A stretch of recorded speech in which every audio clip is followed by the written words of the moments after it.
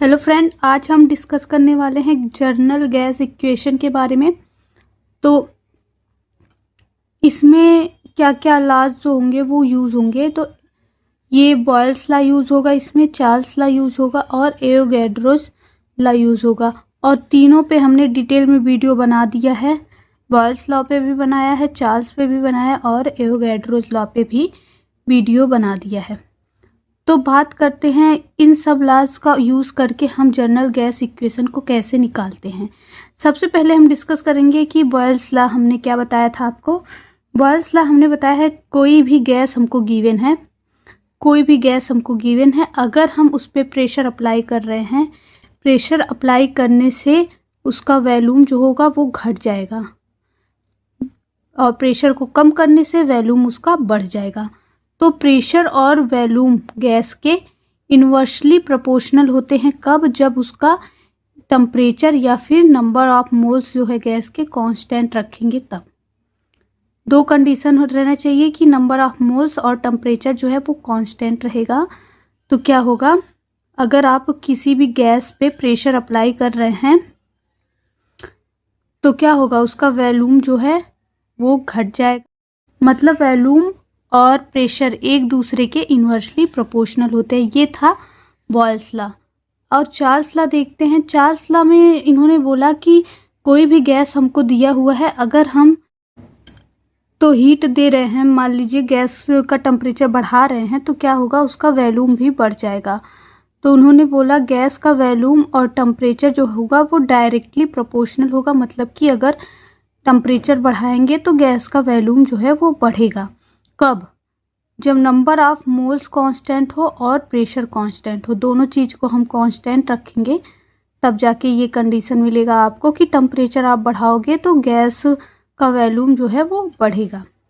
अब third law था एक, मतलब इनका एवोगैड्रोस लॉ। एवोगैड्रोस लॉ जो था वो क्या था, उन्होंने बोला the volume of given mass of gas is directly proportional to number of moles of gases at constant temperature and pressure. अगर आप कांस्टेंट टेम्परेचर और प्रेशर रख रहे हैं तो गैस का जो वॉल्यूम होगा वो नंबर ऑफ मोल्स, जो गैस में नंबर ऑफ मोल्स होंगे उसके डायरेक्टली प्रोपोर्शनल होगा। मतलब कि जितने ज़्यादा नंबर ऑफ मोल्स होंगे उतना ज़्यादा ही उसका वॉल्यूम होगा, उतना ज़्यादा ही उसका वॉल्यूम होगा। इन सब पे हमने डिटेल में वीडियो बनाया है, यहाँ पे बस आपको समझाने के लिए बता रहे हैं। कांस्टेंट क्या रहेगा, टेम्परेचर और प्रेशर, टेम्परेचर और प्रेशर। तो ये हो गया पॉइंट, और ये हो गया आपका इक्वेशन फर्स्ट, इक्वेशन सेकेंड और इक्वेशन थर्ड। बात करते हैं, अगर हम इन तीनों में देखें तो क्या कॉमन है, वी वी वी, तीनों में क्या है, वी वी है। तो ये हो जाएगा, अगर हम इसका कंपैरिजन कराएं equation first second and third का, equation first second and third का कंपैरिजन कराएंगे तो क्या होगा, वी डायरेक्टली प्रोपोर्शनल हो जाएगा। जो आपको ऊपर दिया है ऊपर लिखिए, जो नीचे दिया गया है नीचे लिखिए। तो यहाँ पे देखेंगे प्रेशर जो है वो नीचे है तो उसको नीचे लिखा गया है, और टेम्परेचर और नंबर ऑफ मोल्स ऊपर हैं तो नंबर ऑफ मोल्स और टेम्परेचर यहाँ पे ऊपर हो गया और प्रेशर नीचे हो गया। ये हो गया वी के डायरेक्टली प्रोपोर्शनल। अब यहाँ से प्रोपोर्शनलिटी कांस्टेंट को हटाने के लिए हम एक कांस्टेंट लगाते हैं, आर। आर हम एक कांस्टेंट लगा देते हैं तो ये इक्वल टू में चेंज हो जाएगा, v equal to R N T upon V. अगर हम p को इधर लेके आ जाए तो हो जाएगा P V is equal to N R T. P को हम यहाँ पे लेके आए तो हो जाएगा P V is equal to N R T, जो कि जर्नल गैस इक्वेशन है। P V is equal to N R T को हम क्या बोलेंगे, ये ही है जर्नल गैस इक्वेशन। बात करते हैं आर क्या है, आर यहाँ पे जर्नल गैस कांस्टेंट है। क्या है, जर्नल गैस कांस्टेंट है यहाँ पे आर। ये इक्वेशन इम्पॉर्टेंट है, इसका यूजेज बहुत होता है, तो इसको कहते हैं जनरल गैस इक्वेशन। ठीक, ये हो गया इसका डेरिवेशन। तीन लॉज का यूज़ यहाँ पे हुआ है, Boyle's, Charles and Avogadro's law का यूज़ हुआ है। ठीक, अब देखिए अगर इस इक्वेशन से हम क्या बॉयल्स लॉ को ला सकते हैं, चार्ल्स लॉ को ला सकते हैं इस वाले इक्वेशन का यूज़ करके। तो अगर आप देखना चाहें यहाँ पे तो फिर से आप क्या करें, v इज इक्वल टू कर दीजिए एन आर टी अपान में p, ये वाला v is equal to R N T अपान में p कर दीजिए। तो हमने कर दिया यहाँ पे। और अगर बॉयल्स लॉ की बात की जाए तो बॉयल्स लॉ में क्या क्या कांस्टेंट था, हमने अभी ऊपर आपको बताया कि बॉयल्स लॉ में कांस्टेंट था नंबर ऑफ मोल्स और टेम्परेचर। दो चीज़ कांस्टेंट थे, नंबर ऑफ मोल्स और टेम्परेचर जो थे वो बॉयल्स लॉ में कांस्टेंट थे। तो यहाँ पे भी हम उसको कांस्टेंट रख देते हैं, देखते हैं क्या आता है। तो यहाँ पे हमने देखा कि नंबर ऑफ मोल्स और टेम्परेचर बॉयल्स लॉ में कांस्टेंट थे। तो v इज इक्वल टू हो जाएगा एन आर टी। हमने जो मतलब जितने चीज़ कांस्टेंट है उसको रेड पेन से इंडिकेट किया है। तो n तो कांस्टेंट है, t कांस्टेंट है, हमने अभी बताया कि r क्या है, जनरल गैस कांस्टेंट, ये भी कांस्टेंट हो गया, अपॉन में p हो गया। अब देखिए इन सारे कांस्टेंट की जगह पे हमने एक ही कांस्टेंट को रखा है k, तो v इज इक्वल टू हो जाएगा k अपॉन p। अब देखिए यहाँ पे एक कांस्टेंट है और एक इक्वल टू है। अगर हम देखें कांस्टेंट और इक्वल टू को मिला के बनता है प्रोपोर्शनल, प्रोपोर्शनलिटी का साइन बनता है, ठीक। तो कांस्टेंट और इक्वल टू को हटा के हमने लगा दिया प्रोपोर्शनलिटी का साइन, तो v इज इक्वल टू हो जाएगा, सॉरी b प्रोपोर्शनल हो जाएगा 1 अपॉन p। तो यही तो था बॉयल्स लॉ, यही था ना बॉयल्स लॉ कि हम किसी भी गैस में प्रेशर अप्लाई कर रहे हैं तो उसका वॉल्यूम हो जाएगा, घट जाएगा, क्योंकि ये इन्वर्सली प्रोपोर्शनल है। यही था ना बॉयल्स लॉ। ऊपर देखिए ये है बॉयल्स लॉ, तो यही निकल के आ गया। अब देखते हैं इससे क्या चार्ल्स लॉ भी निकल के आता है इस वाली इक्वेशन से। तो बात कर लीजिए चार्ल्स लॉ की।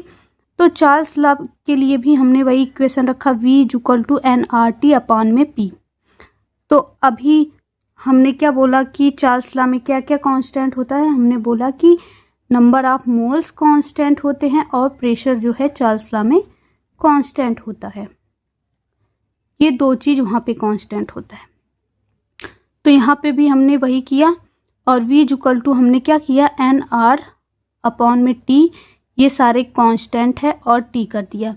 अब इन सारे कांस्टेंट की जगह पे हमने एक कांस्टेंट रखा k कांस्टेंट रखा। फिर क्या किया, इक्वलिटी और कांस्टेंट को मिक्स करके प्रोपोर्शनलिटी का साइन लगा दिया, v प्रोपोर्शनल t।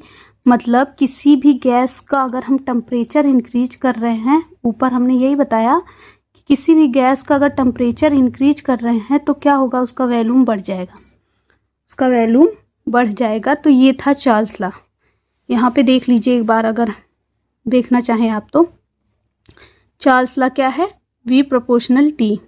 अब देखते हैं एवोगैड्रोज लॉ, ये क्या है, v प्रोपोर्शनल n है, क्या ये भी आता है। और क्या क्या कांस्टेंट है ये भी ध्यान में रखिए कि यहाँ पे टेम्परेचर और प्रेशर दोनों जो है वो कांस्टेंट है। तो आगे इसको कांस्टेंट रख के देखते हैं। एवोगैड्रोज लॉ हमने क्या रखा, प्रेशर और टेम्परेचर को कांस्टेंट रखा क्योंकि उसमें कांस्टेंट था। बात करते वही इक्वेशन हमने रख दिया, v is equal to N R T upon में p। तो क्या क्या कांस्टेंट है यहाँ पे, टेम्परेचर कांस्टेंट है, t कांस्टेंट है और p कांस्टेंट है, r तो पहले से ही कांस्टेंट है। फिर इस सब की जगह पे हमने एक कांस्टेंट रखा k को, v इज इक्वल टू के एन। अब क्या करेंगे, k और इक्वल टू का साइन मिला के प्रोपोर्शनल बना देंगे, v प्रोपोर्शनल n हो गया। यही था एवोगैड्रोज लॉ। तो तीनों लॉ जो है इस वाले फार्मूले से आपके निकल के आ रहे हैं।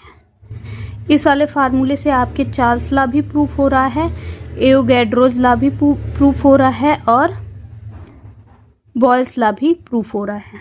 अगर मान लीजिए डिफरेंट कंडीशन की बात किया जाए तो क्या था, P is equal to N R T था ना, इक्वेशन यही था, P is equal to N R T. तो अगर डिफरेंट कंडीशन की बात कर लिया जाए, the general gas equation at two different condition will. General gas equation अगर दो डिफरेंट कंडीशन के लिए है तो ये हो जाएगा, मान लीजिए इनिशियल कंडीशन है, इनिशियल कंडीशन के लिए आप मान लीजिए P1 V1 ठीक। N1 T1 R कांस्टेंट है। और दूसरा फाइनल कंडीशन के लिए P2 V2 N2 R T2। R को अगर आप इस साइड में रख दीजिए, इक्वल टू में करिए, इक्वल टू में करेंगे तो P1 V1 इस वाली इक्वेशन को अपॉन में N1 T1, तो ये वाला इक्वेशन आपका मिला। फिर ऐसे ही सेम इसको करेंगे तो ये वाला इक्वेशन मिल जाएगा।